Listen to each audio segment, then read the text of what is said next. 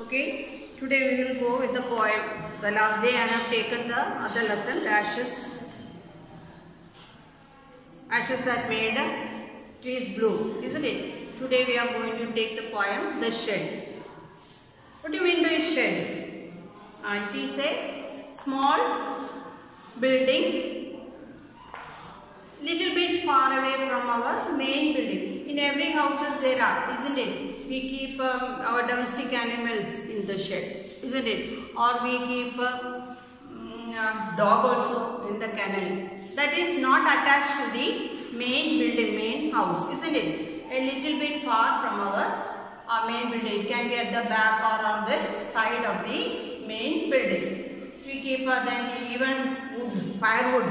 We collect and keep it that also as a little room where we used to keep all our extra things, not inside our home. Whatever we don't need, we used to put it outside, and the shed is made over there, isn't it? So actually the shed means a small building, a small room away from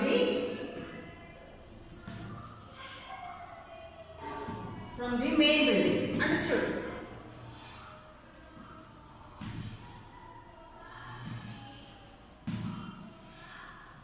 So domestic animals, they are having or keeping the firewood. We are having an extra room, or for any other keeping things as we use as go down, isn't it? Even vehicles we are keeping in a separate room, isn't it? So all that are called shed, a little bit far away from our main building. And in that building, here two brothers are there, and the story made up by the elder one to the smaller one, saying that something is extraordinary. Or we can say a ghost is living over in that shed. So now we will know how it is being said, what story is being said, and what is in the mind of the small boy who wanted to know, how curious he is. So when anything is hidden from us, we will be very curious to know what it is, isn't it? So that curiosity,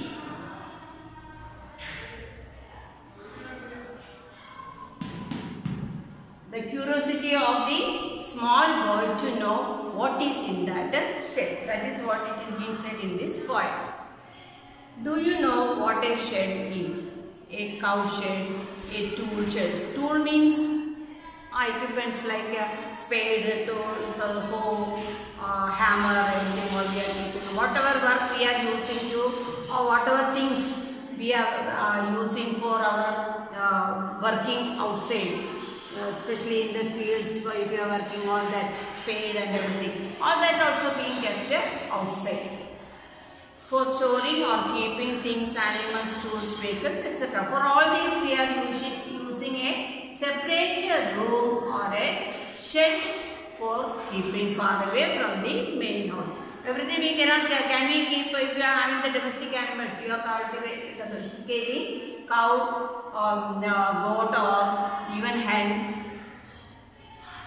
Can you keep it inside your bedroom? No, we are not able to keep anything of this inside our bedroom, isn't it? So we have to make a separate home for all these. So that kind of place or that kind of room built for such things are called a shed. Ask your part. So now we will go straight to the poem. Frank Dryden is the poet. There is a shed at the bottom of our garden with a spider's web hanging across the door. The hinges are rusty and creak in the wind. When I am in bed, I lie and listen. I will open the door one day. So how is the shed? It is far away from the house, isn't it? And there is a shed at the bottom of our garden. That means our garden is there. After the garden only, what is there? The shed is there. With a spider's web hanging across the door. So the whole shed, there is a door also. You can see in the picture in your textbook. So in that door, what can be seen? Spider web.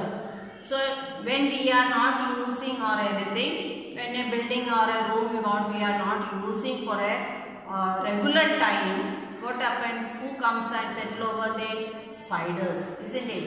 Chilandivala, you see. So everywhere, what it is there? Spider web hanging across the door. So in front of the shed itself, what is hanging? A spider web.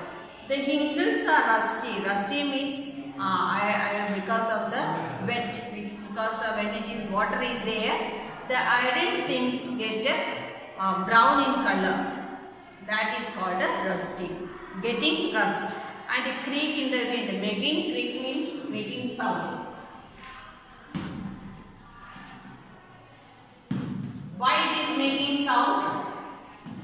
When the wind blows, it is making a sound. Why it is making the sound? Because it is not used for a long time. It is being closed. The Thurumbadutta, when the wind is coming, what makes a sound when we are opening? When we are opening, it makes a different sound, isn't it? So that sound is there. When I am in bed, I lie and I listen. I will open the door one day. So here I is the point. So what he is saying? So when he is lying and listening to that creaking sound, when the wind is blowing, that creaking sound is being produced. So when he is lying and listening to that sound, what is he thinking? One day I will go and open and see what is inside. Understood? So he doesn't know for what that building is being used. So every time he had seen that it is little bit far away from their garden, and he had seen that around the building, especially at the door, what is being seen? Now, spider web hanging there, and whenever the wind is blowing, the creaking sound is coming because of the rust. Understood? There is a dusty old window around at the side with 3 cracked panes of glass. I often think there is someone staring at me each time that I pass. I will peep through that window one day. Peep means to look. Peeping, to look secretly. To look secretly. That means yes. So there is a dusty old window around at the side. So on the side of that building, there is an old window and it is full of dust with 3 cracked panes of glass, and at the same time it is a glass window of 3.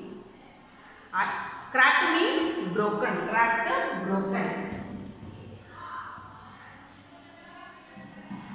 So window of that crack. See, when you read the lessons, when this video you are seeing, you can see the meanings written on the board. So while you listen to that, you should write these meanings in your textbook. Understood? So there is a dusty old window around at the side. So on one side of that shed, there is a window which is very dusty. Dusty means covered with the dust. With 3 cracked panes of window, and that window it is having the glass which is being cracked. Cracked means broken. I often think there is someone staring at me. Staring means looking at me angrily. Looking at me angrily. Each time that I pass. So whenever I pass through that shed, I think somebody is inside staring at me, looking at me in that anger mode.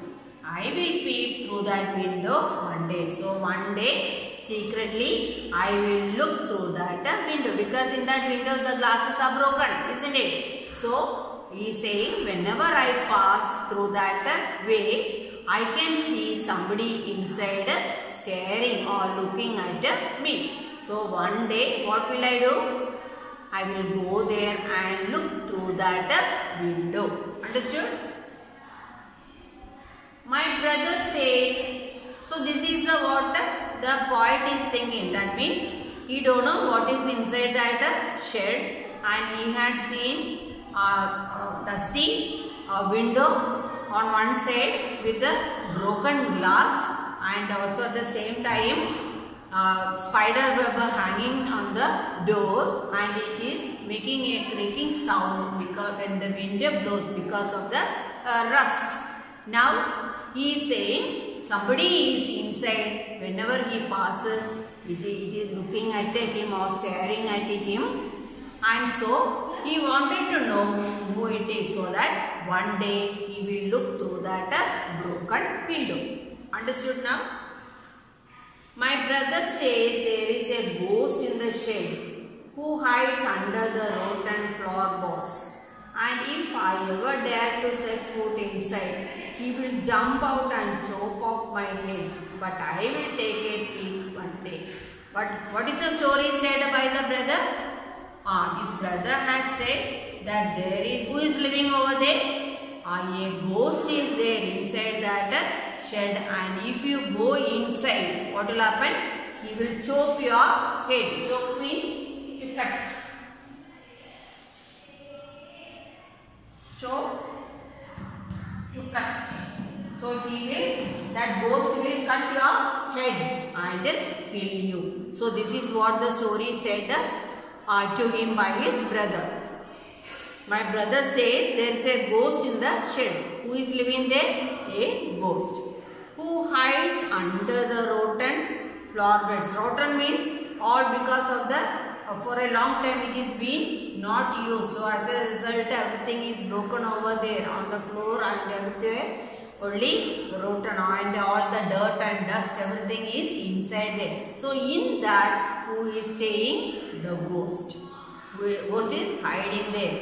And if I ever dare to set foot inside, so if I go there, if I put my foot there, he will jump out and chop off from his hiding place. That ghost will jump on me and cut my head.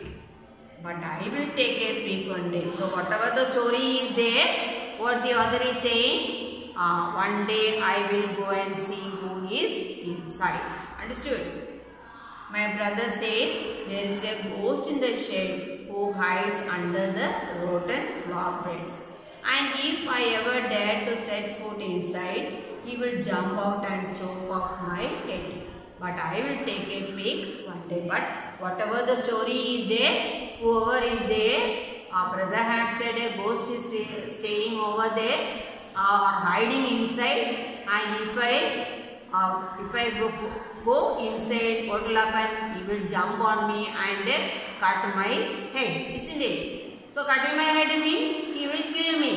So, but what is in the mind of the author? He is saying, one day I will go and see. Understood? I know that there isn't really a ghost. My brother tells lies to keep the shed for his den. There isn't anyone staring or making strange noises, and the spider has been gone from his web. Since I don't know when I will go into that shed one day soon, but not just yet. So till now he had not gone inside, isn't it? So another thing is that he is thinking the story said by his brother is not the truth. He is just saying it to make him frightened, and at the same time my brother may be using the shed for his secret. For his secret, my brother is using the shed, and that is why he must have said that there is who is saying, a ghost is saying, in order to protect himself from his secret. But the poet is saying that one day he will go and see it.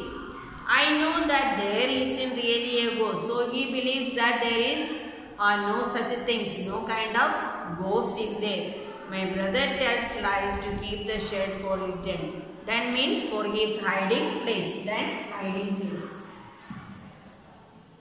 Animals live in den, isn't it? So they are living in the hiding place.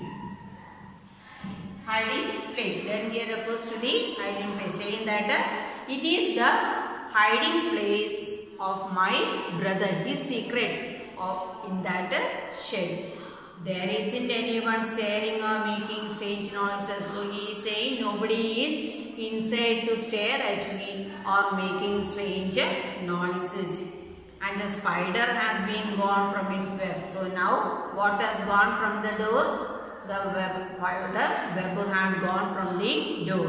Since I don't know when I will go into that shed one day soon. But still, I don't know when am I going to that shed. But very soon, I will find a day to go inside. Understood? Okay, now there is a shed at the bottom of our garden with a spider's web hanging across the door. The shingles are rusty and creak in the wind. When I am in bed, I lie and listen. I will open the door one day. So he is saying there is a shed far from his main building and it is at the bottom of the garden. And from there he could see that spider webs are hanging at the door. And also because of the rust, when the wind passes by, it is making a creaking sound. But same time in his mind, he wanted to go and see what is inside. Understood? There is a dusty old window around at the side with the 3 cracked panes of glass. I often think there is someone staring at me each time that I pass. I will peek through that window one day. And also saying that there is a window by one side of that shed.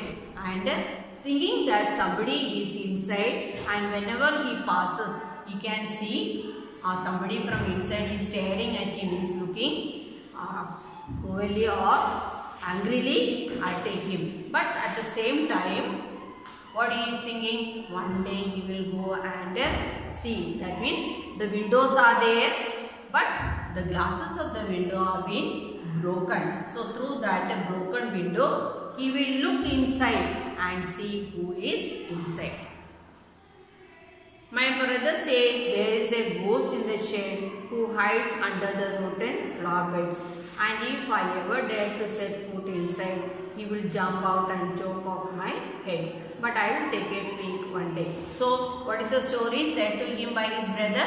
His brother had said that who is staying there? A ghost is there inside. And always he is hidden inside under the floor. Rotten floor means which is not well furnished. So because it is an old building and it is left out for a long time, the building is totally out of furnished, isn't it? So he is saying the ghost is hiding over there, and if you go inside, what will happen? He will jump out from his hiding place and cut his head and kill him. But still, what is in the mind of the boy? He is saying that one day he will go and see. I know that there isn't really a ghost. My brother tells lies to keep the shed for his den. There isn't anyone staring or making strange noises, and the spider has been gone from his web. Since I don't know when, I will go into the shed one day soon, but not just yet. So as my brother had said, the ghost is living there. What the poet is thinking? Poet is saying that such a ghost is not there. We cannot believe that there is a ghost. That means nobody is there to be said as the ghost. But it can be the hiding place of my brother. He is using that shed for himself, for his secret. But whatever the matter is there, one day he will go and see what is inside, isn't it? But still, up to then we had never gone, but waiting for a day to go and see the shed. Clear to you? Now the poem is over. Now who is the speaker in the poem? Who is speaking all this? The author. Is she or he afraid, curious or both? So he is very curious to know what is in the shell, isn't it? If you don't have that curiosity, we will not take much interest. But the poet is so much interested to know what is in the shell. So the curiosity is there. Then what is she planning to do so soon? One day or the other, what he wanted to do? He wanted to go and see what is inside that shell. So these are the questions based on the poem, and it will be sent to you. Before that, you have to read the poem very carefully and see it. Understood? So along with the other poem, The Shell, we are going to continue the next poem also, which is also very short. Chavi. So that's the name of a girl who has been always restricted for many things by her parents. Understood now?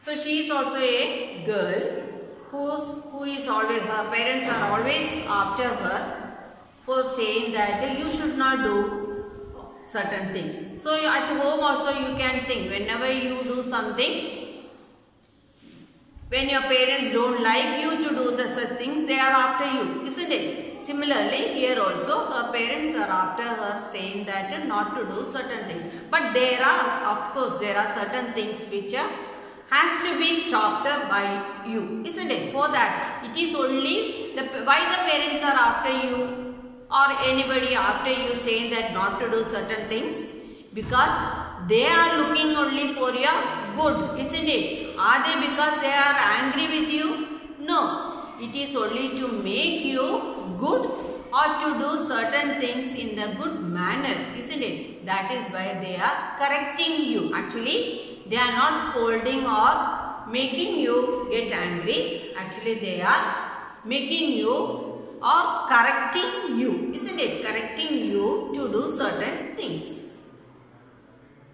Ask yourself as well as your partner. Do you like? So the notes for the shirt and the chavi will go together. Understood? It will be sent to you in one episode only. But when you write on your textbook, it should be in the 2 lessons, like 2 poems.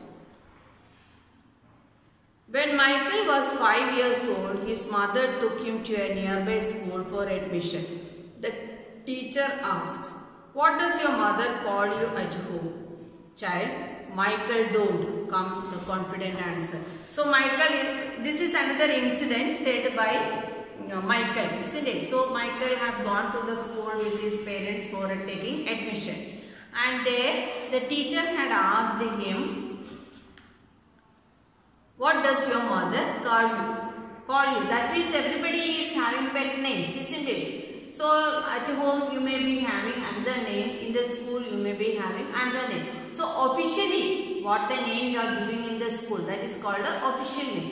So official name is different, and the other one, what the parents or your friends or sisters or at home calling you is your pet name. Understood? So pet name as well as your official name. So here Michael is his official name. When he was 5 years old, he has to be admitted in the school, isn't it? For the admission he is going to the school, and the teacher is only 5 years old. 5 years old means going to start LKG, isn't it? So there the teacher asked what name your mother calls you. What is your? So actually mothers call children in their pet name, isn't it? At home your name is different. What your mother for easy, they will call you in different pet names, not the full name, isn't it? So now the question was asked by the teacher, Michael, what your mother calls at you. Then what did he say? Michael don't. Michael don't.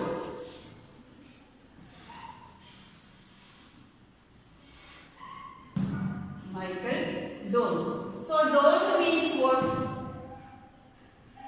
Don't means not to do anything, isn't it? That is the word used for do not. Yes or no? Do not. This is a short form. Don't means do not. So why did he say Michael don't? because all the time he had heard the word don't from his parents. So he thought it may be the part of his name. It may be the part of his name. Understood? Chavi is to nag, to continuously urge someone to do something, often in an annoying way, according to the dictionary. Okay, now look. Grown-ups say things like speak up, don't talk with your mouth full, don't stare, don't point, don't pick your nose. So all the times when you are small, small means very that means age of 1, 2, 3, 4 up to 5.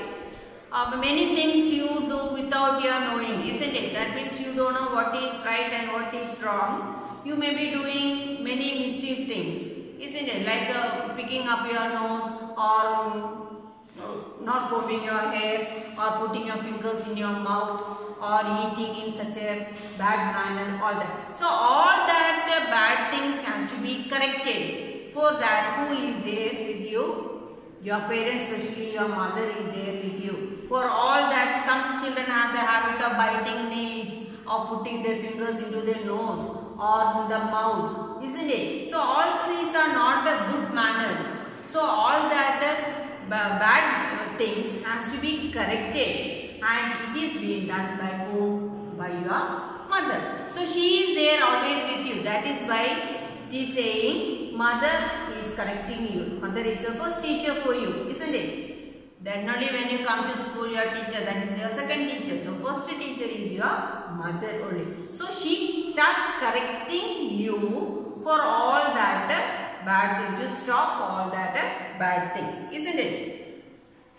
So now here also mother is saying grown up. Grown up means it can be anybody, understood?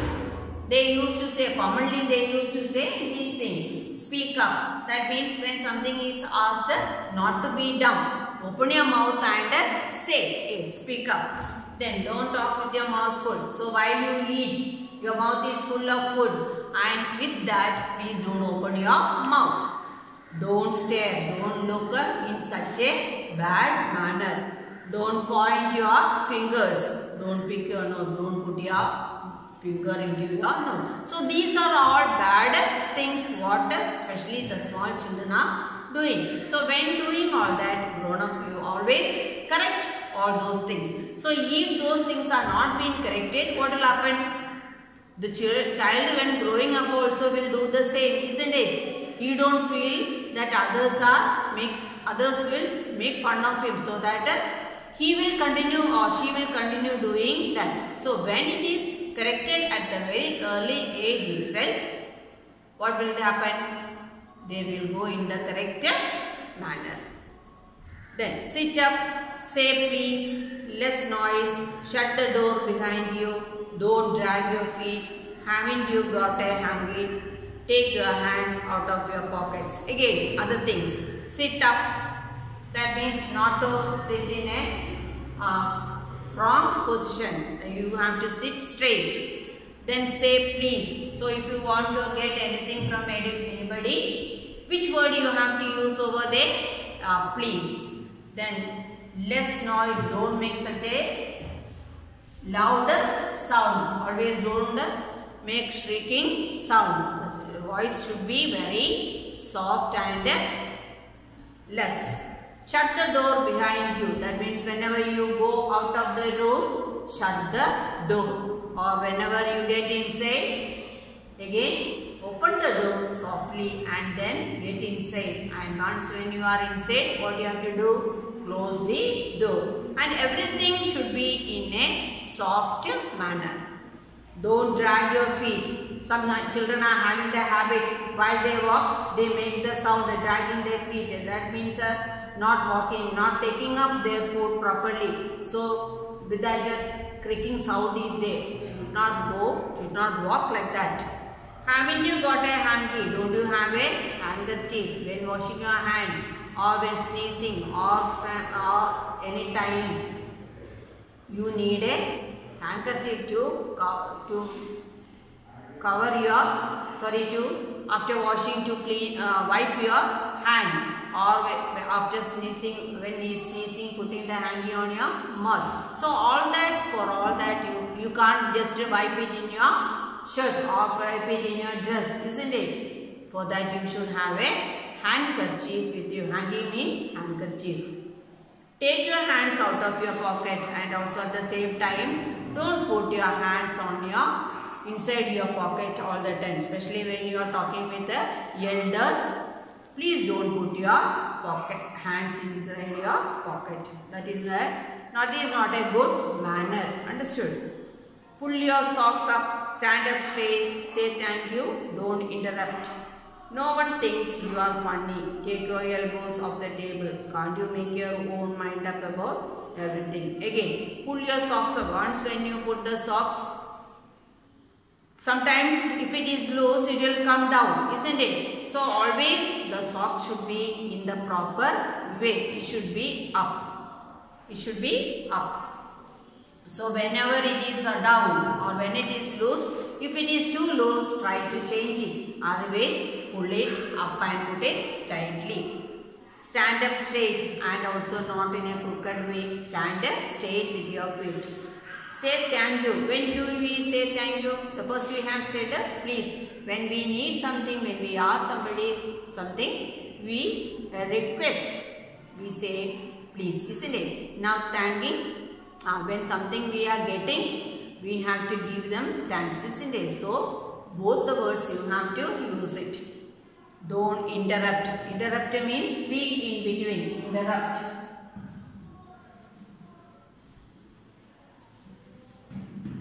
Speak in between. So when two people are speaking, two persons are speaking, we should not go and speak in the middle of their speech, isn't it? That is also a bad manner. It is not a polite. That means we have to wait till both the people till they stop talking, isn't it? So we should not talk in between anybody. Understood? Not even your parents also. Though they are your parents also, if they are talking seriously, you should not go and interrupt. You should not go and interrupt the speaker. Speak in between. No one thinks you are funny. So if you do all these things, no one will think that it is fun. Take your elbows off the table. And while sitting on the table with your elbow, muttoti, that is also not good. You have to sit straight with your hands on the table. Understood? Can't you make your own mind up about everything? So these all things you have to make it.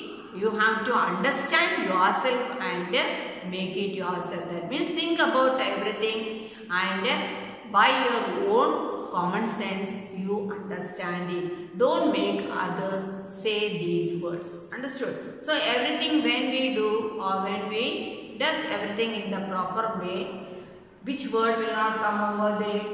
Don't word will not come over there, isn't it? So everything will go in a smooth manner. Then there is no need of using the word don't. So when you do anything other than what is right, then we have to use which word? Don't. The word we have to use it there. Understood? So if you go in a good manner, everything politely, then the word don't will not come over there. Understood? Clear to you? I'll read once more. Grown-ups say things like speak up, don't talk with your mouth full, don't stare, don't point, don't pick your nose. Sit up, say please, less noise, shut the door behind you, don't drag your feet, haven't you got a hanky? Take your hands out of your pocket. Pull your socks up, stand up straight, say thank you, don't interrupt. No one thinks you are funny. Take your elbows off the table. Can't you make your own mind about everything? That means, can't you make up your mind about everything means you should understand everything by yourself, not making others point to you. Now discuss these questions in small groups before you answer them. When is a grown-up likely to say, don't take talk with your mouth full. So while we are eating, isn't it? When you are eating, your mouth is full of food. That time please don't open your mouth to speak something. When are you likely to be told this? Say thank you. When are we have to say thank you? When we get something from somebody, we have to give our thanks to them. When do you think an adult would say this? No one thinks you are funny. That means when we are interrupting in between anybody, they think that it is not funny. The last two lines of the poem are not prohibitions or instructions. That is, can't you make your own mind up about everything? That means you try to make your mind itself in the proper way. What is the adult now asking the child to do? That means think about each and everything and do it by yourself. Don't make others say that. Which word? Don't. You think the poet is suggesting that this is unreasonable. It is reasonable. Why do you think grown-ups say the kind of things mentioned in the poem? Because they wanted to make you good, not for scolding you or making you feel pain, but only making you to go in the right path, making good for you. Is it important that they teach children good manners and how to behave in public? Yes, of course, parents has to teach you all kind of good manners, and if you study all the good manners and go to school, you will follow it, isn't it? After doing all kind of bad manners at home and then coming to school, can we change you? Nobody can change, isn't it? If you had to make some rules for grown-up to follow, what will you do? The same we have to ask them also. Okay, now the two poems have gone in the same episode. The notes also will be sent to you. But when you copy down the answers, it should be according to the topics. Understood now? Okay, now we will end with this poem for today.